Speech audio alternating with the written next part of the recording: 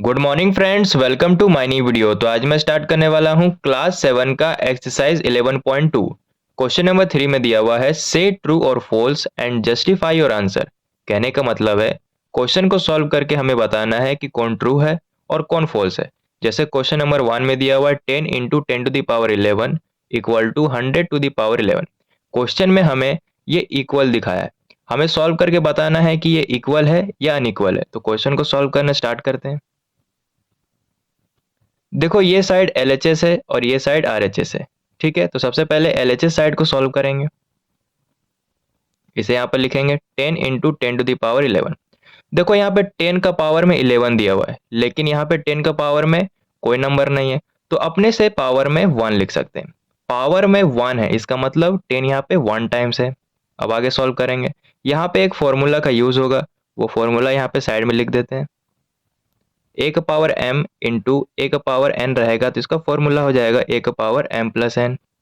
ठीक है, base same है लेकिन दोनों का पावर अलग अलग है, तो ये ला फॉर्मूला का यूज करेंगे। यहाँ पर ए के जगह 10 पुट करेंगे, m के जगह 1 पुट करेंगे, प्लस का साइन देंगे और n के जगह 11 पुट करेंगे।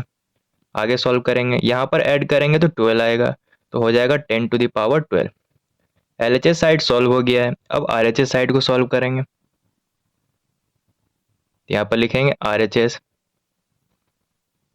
100⁻11।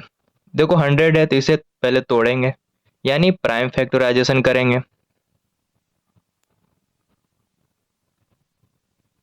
सबसे पहले 10 से लगाएंगे तो 10 आ जाएगा, 10 को 10 से मल्टीप्लाई करेंगे तो 100 आएगा। ठीक है, फिर 10 से लगाएंगे तो 1 आ जाएगा।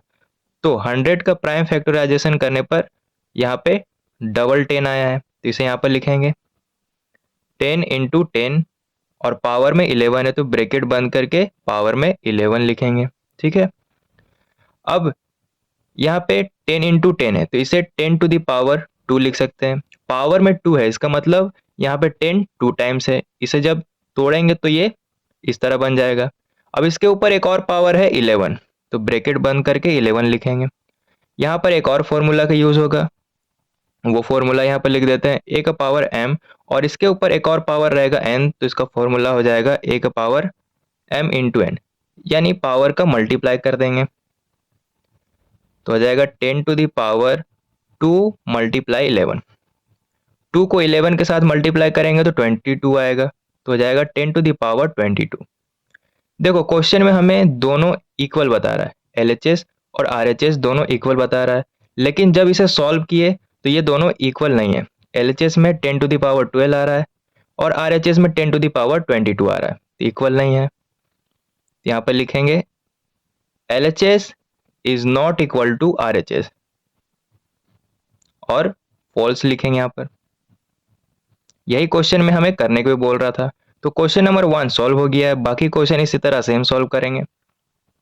अब क्वेश्चन नंबर 2 को सॉल्व करेंगे। क्वेश्चन में दिया हुआ है 2⁻3 इज ग्रेटर देन 5⁻2। हमें सॉल्व करके बताना है कि ये ट्रू है या फॉल्स है। क्वेश्चन को सॉल्व करना स्टार्ट करते हैं। इसे LHS मानेंगे और इसे RHS। तो सबसे पहले LHS साइड को सॉल्व करेंगे। यहाँ लिखेंगे 2⁻3, पावर में 3 है, इसका मतलब 2 यहाँ पे 3 टाइम्स है, यानी इसे 3 बार मल्टीप्लाई करना होगा। यहाँ लिखेंगे 2 मल्टीप्लाई 2 मल्टीप्लाई 2, 2 2 जा 4, 4 2 जा 8। LHS साइड सॉल्व हो गया है। अब RHS साइड को सॉल्व करेंगे। यहाँ लिखेंगे 5⁻2, पावर में 2 है, इसका मतलब 5 यहाँ पे 2 टाइम्स है और इसे 2 टाइम्स मल्टीप्लाई करना होगा। तो यहाँ पर लिखेंगे 5 मल्टीप्लाई 5, 5 5 जा 25। तो देखो, LHS साइड में 8 आ रहा है और RHS साइड में 25 आ रहा है, यानी RHS साइड ग्रेटर है। तो यहाँ पे लिखेंगे 2⁻3 इज लेस देन 5⁻2। ठीक है, सॉल्व करने पर हमें पता चला कि 5⁻2 बड़ा है, यानी ये भी फॉल्स हो गया, तो यहाँ पे फॉल्स लिख देंगे। ठीक है, तो क्वेश्चन नंबर 2 भी सॉल्व हो गया। अब क्वेश्चन नंबर 3 को सॉल्व करेंगे। क्वेश्चन में दिया हुआ है 2⁻3 इंटू 3⁻2 इक्वल टू 6⁻5। क्वेश्चन में हमें LHS और RHS दोनों इक्वल दिखा रहा है, हमें सॉल्व करके बताना है कि ये ट्रू है या फॉल्स। तो क्वेश्चन को सॉल्व करना स्टार्ट करते हैं। देखो LHS साइड तो टूटा हुआ है लेकिन RHS साइड टूटा नहीं है, तो RHS साइड को सॉल्व करेंगे तो यहाँ पर लिखेंगे RHS 6 to the power 5, 6 है तो इसे तोड़ेंगे यानी प्राइम फैक्टराइजेशन करेंगे।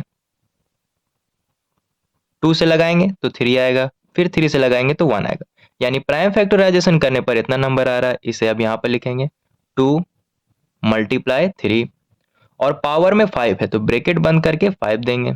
ठीक है, अब यहाँ पर एक फॉर्मूला का यूज होगा, वो फॉर्मूला यहाँ पर लिख देते हैं। a का पावर m इंटू बी का पावर m।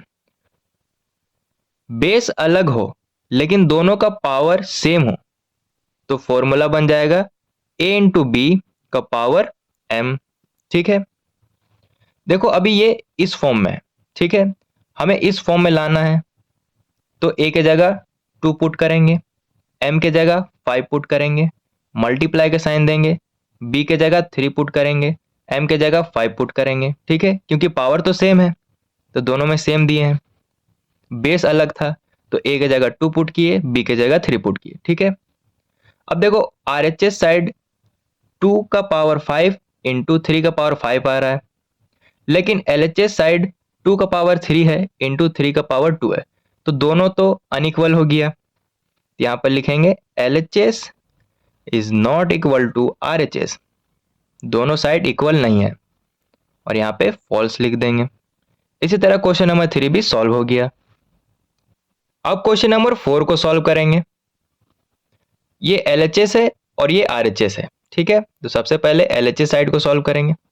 यहाँ पर लिखेंगे LHS और इसके नीचे 3 का पावर 0।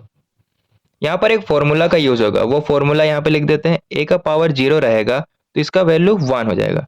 अब a की जगह कोई भी नंबर हो सकता है, 1 2 3 4 100 1000 लाख करोड़, कोई भी नंबर a की जगह हो सकता है।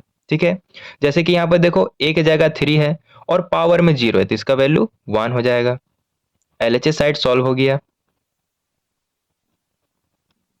अब RHS साइड को सॉल्व करेंगे। यहाँ पर ये वाला लिखेंगे। देखो इस बार a की जगह 1000 है और पावर में भी 0 है तो इसका वैल्यू 1 हो जाएगा।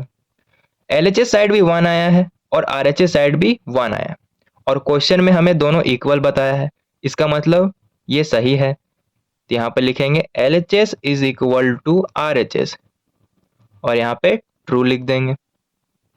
इसी तरह क्वेश्चन नंबर 4 सॉल्व हो गया।